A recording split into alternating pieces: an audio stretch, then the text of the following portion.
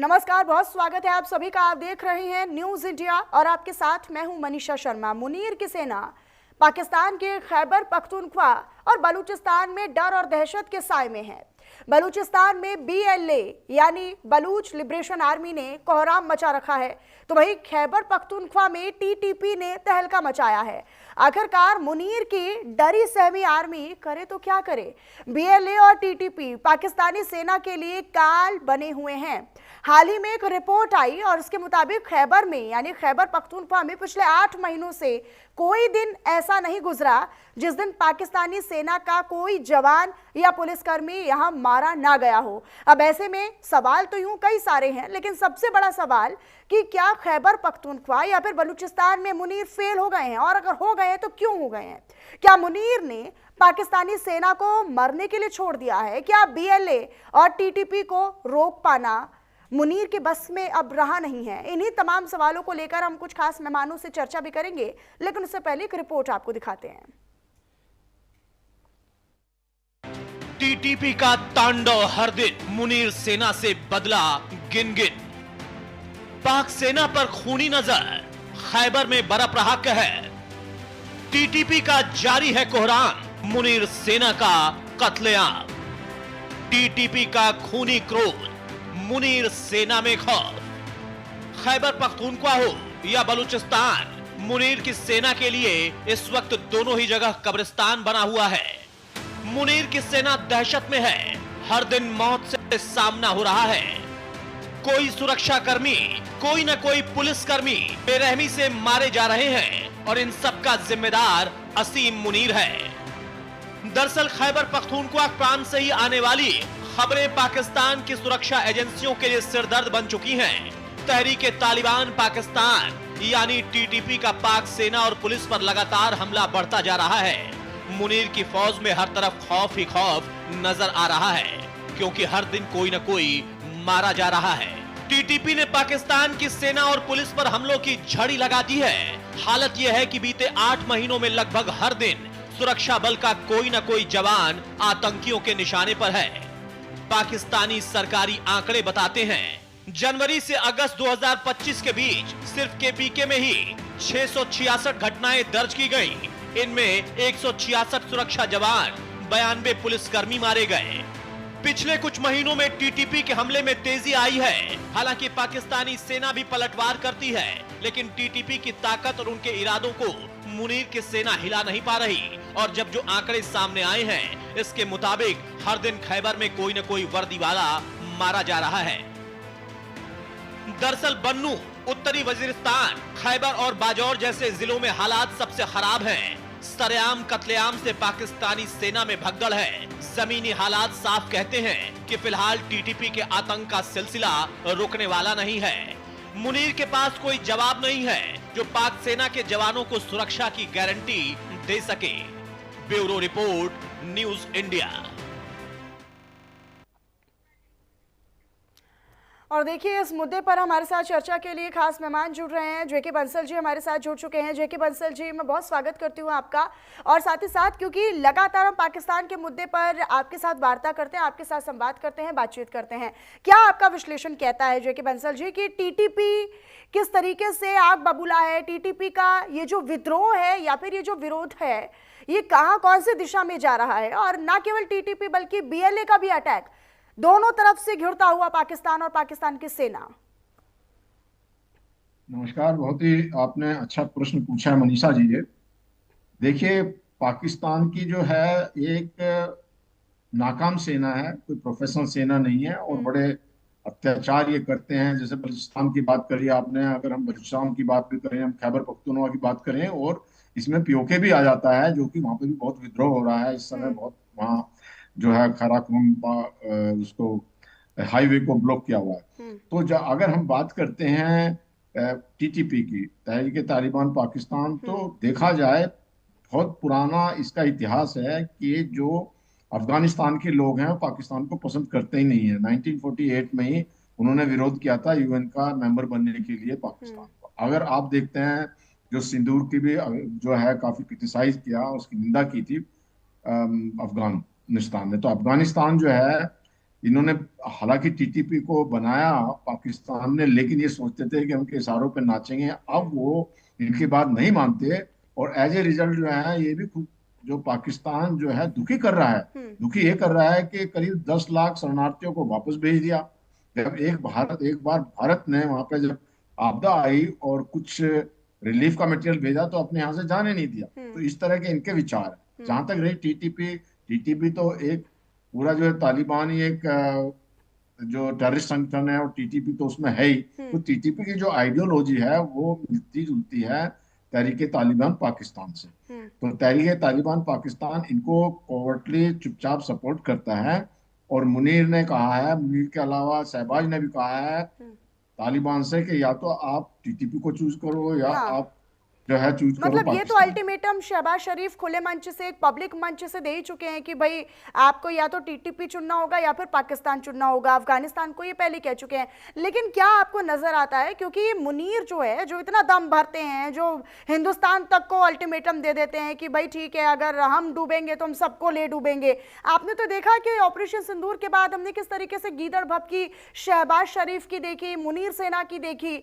लेकिन इन गीदड़ भभकियों से अलग अगर हम वास्तविकता की बात करते हैं तो वास्तविकता यही है कि मुनीर की सेना पूरी तरीके से नाकाम है अपने सैनिकों की रक्षा करने के लिए भी।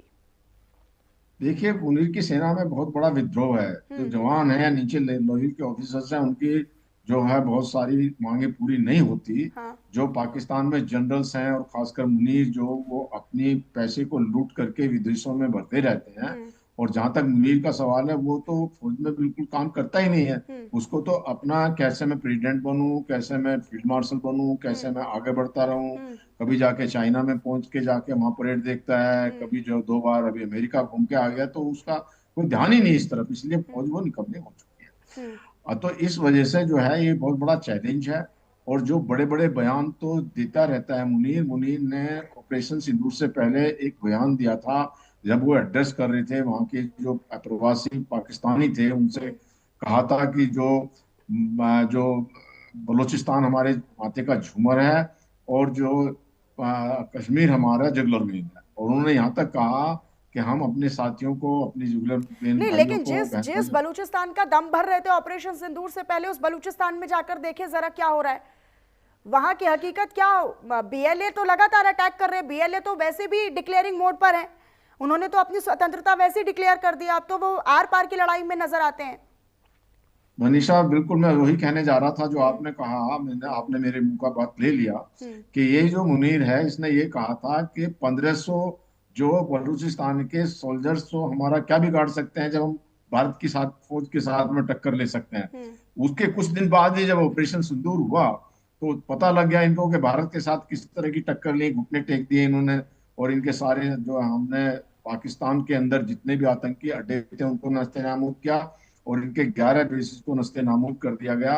और फिर बाद में इन्होंने गिड़गिड़ाए तो फिर जो है युद्ध बंद हुआ, तब की बात है। और उसी के साथ में जब पाकिस्तान ने वेस्टर्न बॉर्डर से अपनी सेनाएं मूव कर दी इधर भारत की तरफ, भारत के बॉर्डर पे, तो वो बिल्कुल खाली हो गया। तो खाली होने से वहां पर धड़ाधड़ कब्जा करते चले गए। जितने भी बलूचिस्तान लिबरेशन आर्मी के जवान थे, जो उनके मिलिटेंट थे, वो करते रहे। अब उनकी फौज को वहां पे बहुत मारते हैं, इतना मारते हैं कि वो 500 लोग तो भाग डर के आ गए हैं, कहते हैं हम लड़ाई नहीं लड़ेंगे। अब वो वापस आ रहे पंजाब के अंदर में। हाँ। हालांकि कहा यह जा रहा है कि जो मुनीर उनका कोर्ट मार्शल करेगा, लेकिन वो घबराए हुए हैं। आपने देखा होगा जब गलवान की घटना हुई थी तो उस समय भारत के जवानों ने चीनियों को इतना मारा कि चीनी के जो सवाल सोल्जर्स थे वो बॉर्डर पर आने के लिए डरते थे। हाँ, कई बार हमने पीछे देखा हटना ऐसे पड़ा फोटो उनको। आते थे, रो रहे थे।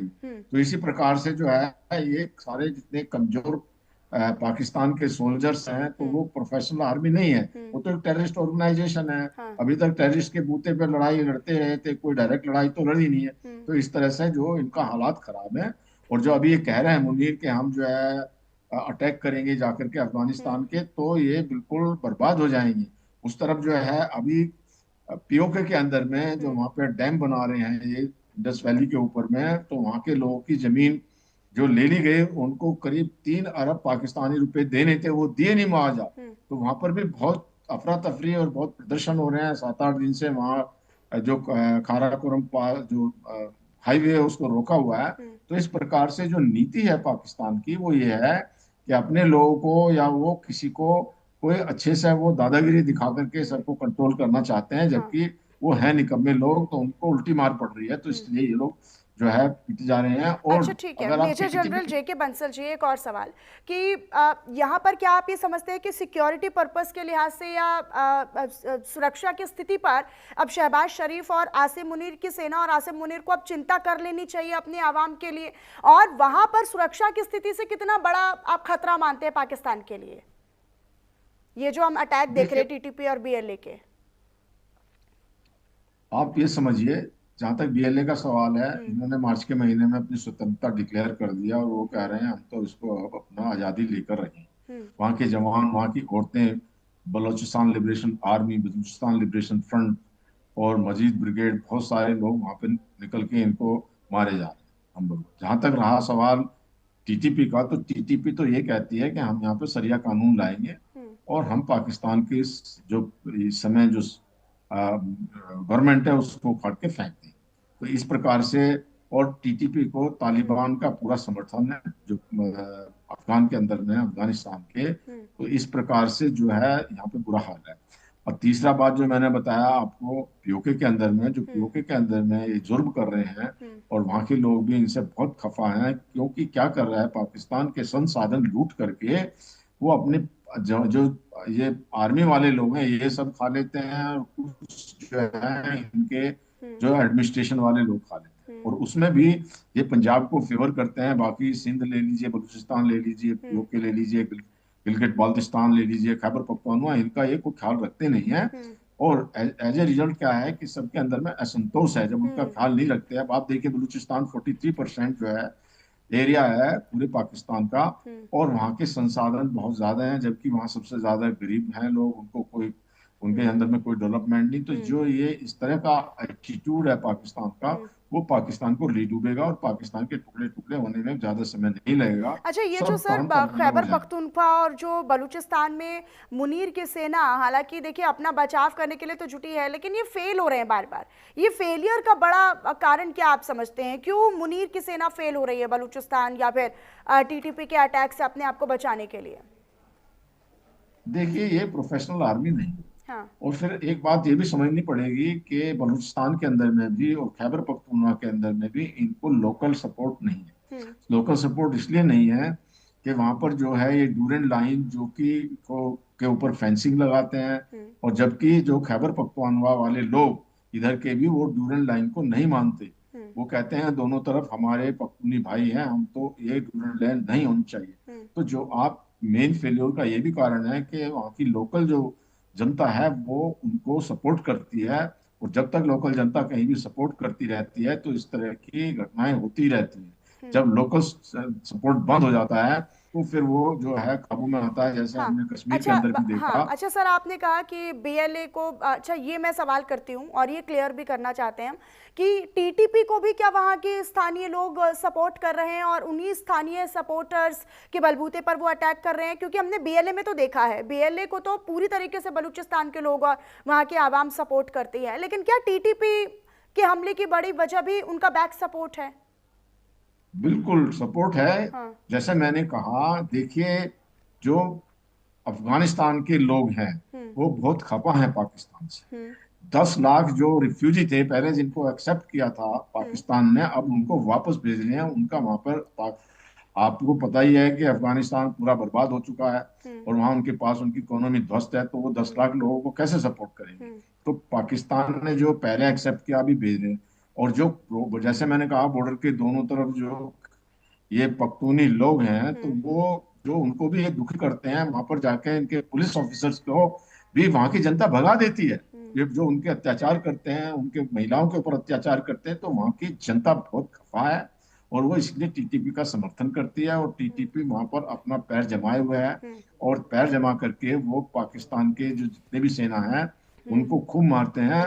और आप देखेंगे कि जैसे पाकिस्तान के जो जितने भी टेररिस्ट हैं वो भारत के अंदर में भी या कश्मीर के अंदर में भी निर्दोष जो लोगों का हत्या करते थे सिविलियंस की, जबकि आप देखेंगे चाहे आप बीएलए ले लीजिए, बलूचिस्तान लिबरेशन आर्मी ले लीजिए, टीटीपी, ये पाकिस्तान के सोल्जर्स को मारते हैं। हम्म। एक आधा कोई चपेट में आ जाए हाँ। सिविलियन, बात दूसरी है, हाँ। लेकिन इनका मकसद है यहाँ की जो नाकाम फौज है, हम्म। जो भी एक टेररिस्ट फौज है, वो भी बल्कि टेररिस्ट है उसके अंदर भी, तो उनको खत्म करती है। तो इसलिए टीटीपी को पूरा सपोर्ट है वहाँ के लोकल का।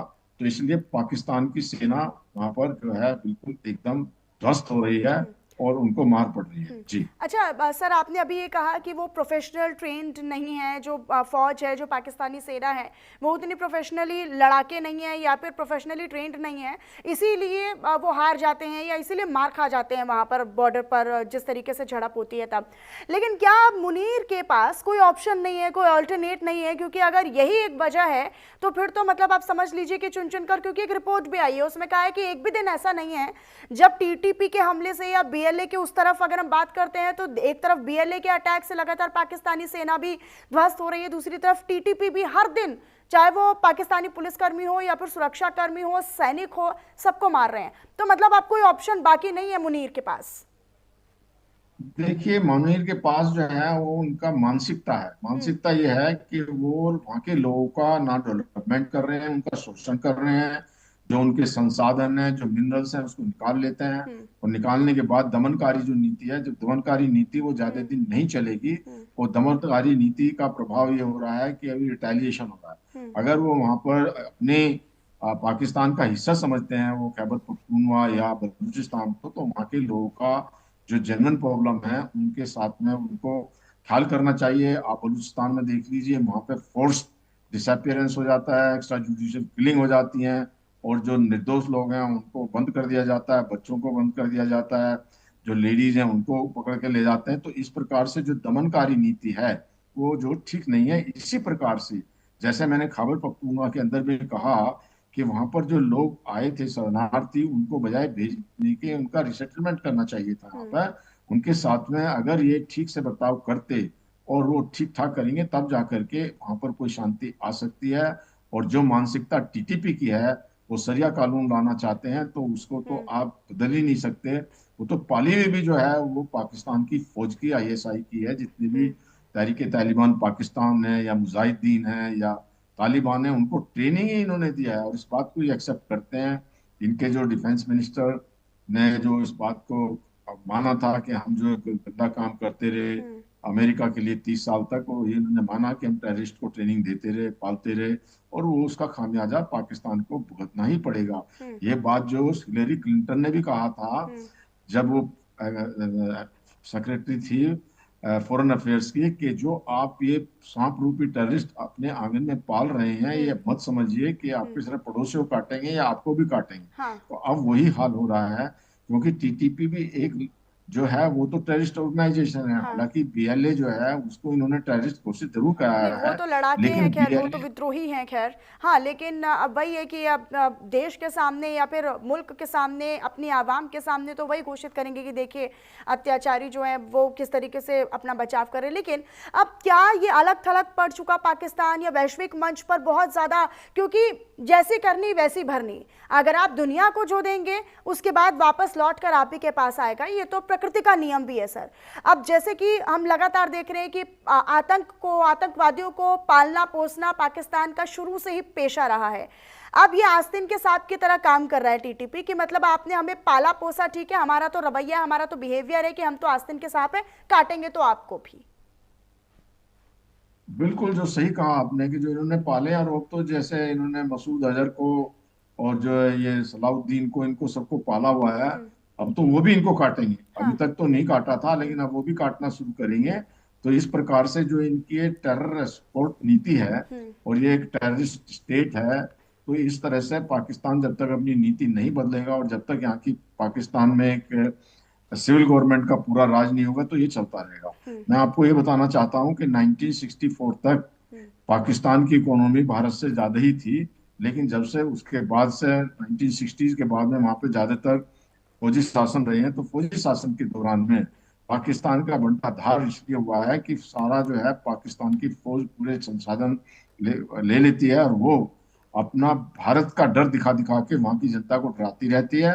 और डर दिखा करके अपना सिर्फ अपना ही वो ख्याल रखती है, वहां की जनता का या किसी का कोई ख्याल नहीं है। और यही कारण है पाकिस्तान के पतन का, जो हाल अभी पाकिस्तान का हो रहा है। हम्म। जैसे मैंने कहा, अगर यही हाल रहा तो ये बिल्कुल एकदम टुकड़े टुकड़े हो जाएंगे, और पाकिस्तान जो इसकी इकोनॉमी भी ध्वस्त है, सेना नाकाम है। हालांकि कुछ कंट्रीज हैं अपने फायदे के लिए थोड़ा हाँ। बहुत इनको सहारा देते रहते हैं, जैसे अमेरिका है, वो कभी इनको बुला लेता है। उनका एक हम्म। मतलब ये होता है अमेरिका का कि अगर जरूरत पड़ी तो वो ईरान को अच्छा, पकड़ मतलब लेगा। अगर बीएलए का अटैक हो रहा है तो एक तरफ वहां पर चोट खा रहा है पाकिस्तान, टीटीपी के हमलों में लगातार पाकिस्तानी के जो सैनिक हैं वो लगातार मार खा रहे हैं, मर रहे हैं, रोजाना अपनी जान गंवा रहे हैं। दूसरी तरफ वैश्विक मंच पर भी पाकिस्तान जो है वो बेनकाब हो चुका है। आतंक को पल्लवित पोषित करने के मामले में लगातार अब अलग थलग किया जाता है, हमने एससीओ समिट में भी देखा। लेकिन अब क्योंकि अंदरूनी कलह भी हम देखते हैं कि खैबर पख्तूनख्वा में या फिर इस्लामाबाद में इमरान खान की पार्टी के लोग अलग उन्हें सपोर्ट करने के लिए सड़कों पर आ जाते हैं, महिलाएं खुद वहां पर विद्रोही के रूप में आ जाती हैं या उस भूमिका में आ जाती हैं, और मुनीर की सेना और शहबाज शरीफ के खिलाफ किस तरीके से वो मार्च निकालते हैं। 14 तारीख को भी हमने वो मार्च देखा, 14 अगस्त को भी। लेकिन अब चूंकि चौतरफा घिरता हुआ पाकिस्तान नजर आता है, लेकिन ये सुरक्षा की स्थिति की अगर हम बात करते हैं या उस पर्सपेक्टिव नजरिए से अगर हम देखते हैं तो आगे वाली दिशा क्या नजर आती है सर आपको? मतलब पाकिस्तान कहां जाके अब टूटेगा, क्या होगा पाकिस्तान का? बहुत ही अच्छा प्रश्न आपने किया है।